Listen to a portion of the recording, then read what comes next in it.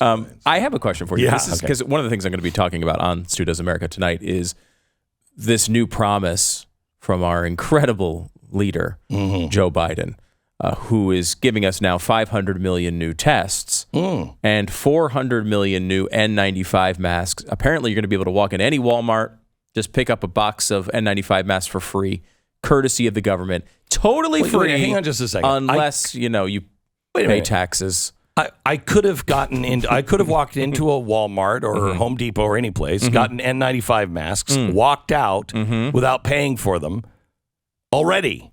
Unless they charge over $1,000, they're not going to charge me with a crime. That's true. These new policies. Who cares about inflation? Right. Just start taking stuff. As long as it's under $1,000, it's free. But all this is happening, and do you find it at all strange? Yes. You don't even have to finish.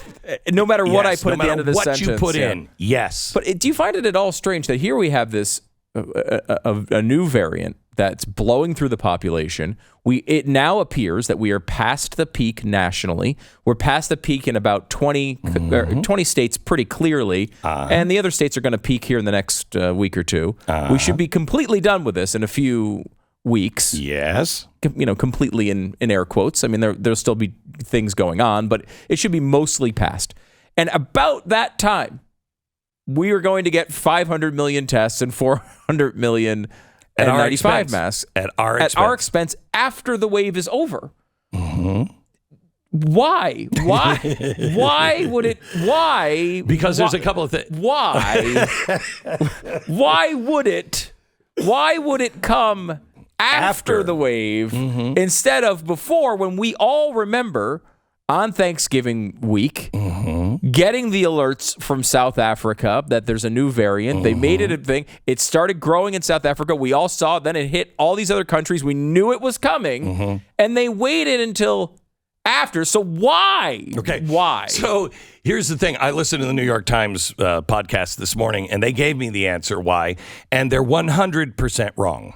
Okay. They're like, well, supply chain and manufacturing. And no. You're 100% wrong. Because those were available. N95 masks were available. I bought rapid tests in stores. I have to. So, they were coming out. Now, I know a big, movement like this. I mean, I'm sure there's some tests on the supply chain, but they were out there. Imagine if Donald Trump were president, what would be being said right now? Oh, my gosh. I mean, there's no excuse for this. Okay, so let me explain why. Governments follow. They do not lead. Even fascistic governments follow. They do not lead. People generally lead. In the case of medicine, disease leads. We didn't have anybody. We had Fauci, but he was working on the disease first. Let's create a disease so we can get a cure. When it comes to things like disease, we weren't working on things until you know exactly what's here and what we need. Okay? So disease leads, people lead, the markets lead, governments cannot. They're too slow. So that's the first thing. The government, this is fast for a government reaction. This is fast. I mean, how many times have things gone wrong? Way wrong. And you're like, well, is anybody going to do anything about this? I mean, we've got massive fraud here or a massive fraud there. And yeah, we're working on that. We're doing a study on that. Okay, so this is always late. This is a rapid response for the government. So that should show you, one, completely ineffective. Governments are completely ineffective.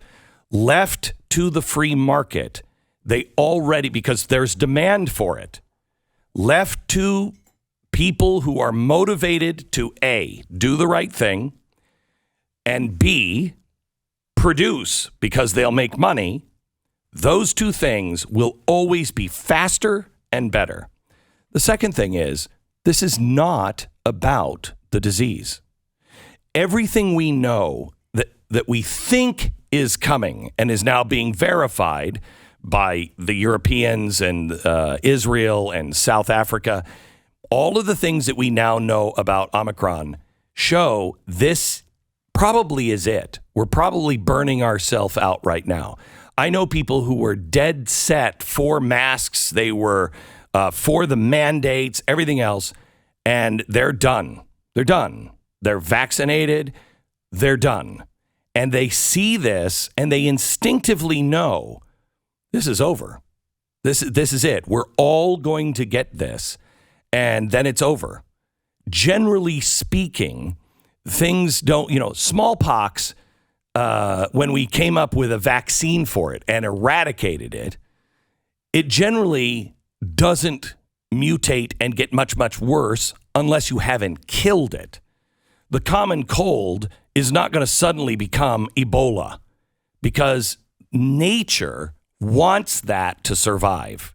It's life. That cold, that virus is life. And so the natural thing is survival of the fittest.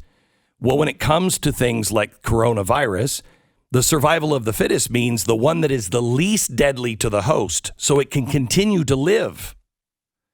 So it's not going to go backwards, generally speaking. Could. Doubtful. The government has made this about control. They have made this about silencing of speech. They've made this about vaccine passports for an entirely different reason. They've made this about labor unions in our schools. They have not made it about health. That is the stage makeup that makes you believe that guy is really who he says he is. No, that's a fake nose, man. That's a fake nose. That's not. No, they are pretending. They are doing things just enough to be able to keep some credibility, which I think they failed at because they think they're smarter than the average person. Look at what's happened. There were a few people that were awake, but now look, you have people on the left, you have people who vehemently disagree with me, who are actually saying the same thing. They just don't think they are because of social media. They think I'm saying something entirely different. They're saying the same thing. They're done. They're done. The government is only putting these things in so they can retain control and power. It's not over yet. You still need us. We still have to do this. It's over. And people need to start demanding, back off. Let Pfizer do what Pfizer does. Back off. And let me, just to illustrate that point, this is the New York Times. Now, this guy never gets on the daily podcast that you were speaking of because he keeps saying things like this. But this is David Leonhardt, and this is a sentence in the New York Times today.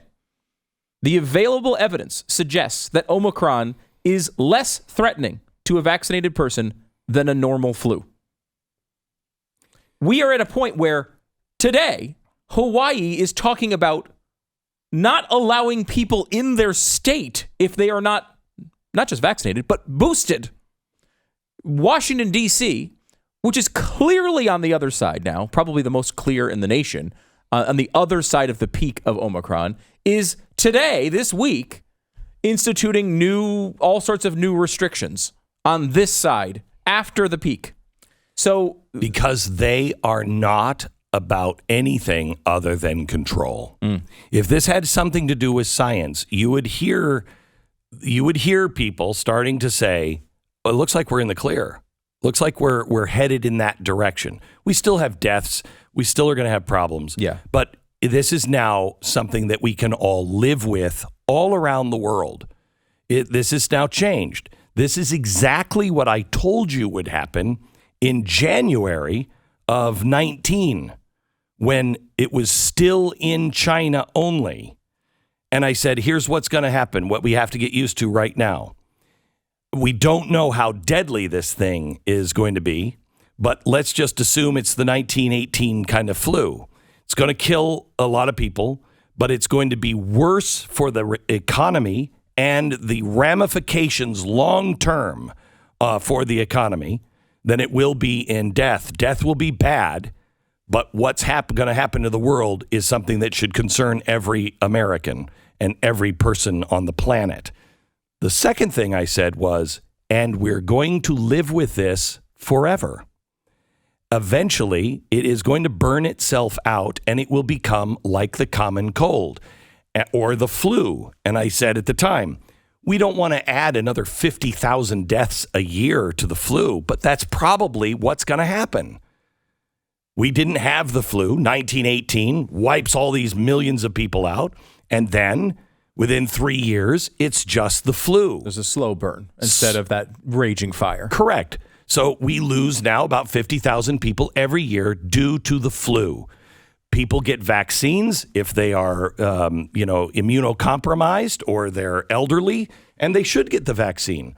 The same thing with Omicron and with COVID-19. It's now no longer going to be scary, but that's the problem. Anyone who wants power needs you to be afraid. See, this is the real key to solving all of this.